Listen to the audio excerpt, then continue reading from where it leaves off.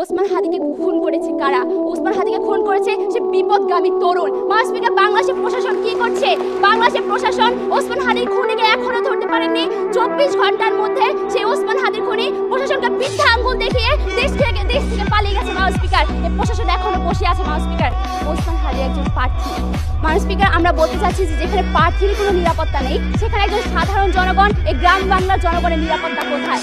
মাসপিকার আমরা বলছি প্রশাসন ও নির্বাচন ব্যবস্থাপনা নিয়ে। মাসপিকার বাংলাদেশের প্রশাসন ব্যবস্থা এতটাই মজার, বাংলাদেশের প্রশাসন ব্যবস্থা হচ্ছে জাদুকরি মঞ্চের মতো।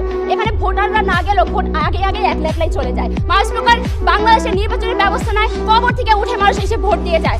এই নির্বাচনের ব্যবস্থা নাই, এখানে কোনো নির্বাচন হয় না। মাসপিকার গত 15 বছর ধরে আমরা প্রহসনমূলক নির্বাচন দেখেছি, আমরা রসিকতা নির্বাচন দেখেছি। তারা বলে গেলেন 14 সালে বিনা ভোটে নির্বাচনের কথা, 18 সালে রাতে নির্বাচনের কথা, 24 দামি নির্বাচনের কথা। মাসপিকার এই দায়ভার কার? এই দায়ভার হচ্ছে প্রশাসন ও নির্বাচন ব্যবস্থাপনা। মাসপিকার এই যখন দেশের নির্বাচন ব্যবস্থাপনা এবং প্রশাসন, তখন 4 কোটি তরুণ কেন 40 কোটি তরুণও এই দেশের কোনো উন্নয়ন করতে পারবে না। মাসপিকার আজকে সরকারি দল এই 4 কোটি তরুণদের জয়গান দিয়ে যাচ্ছে।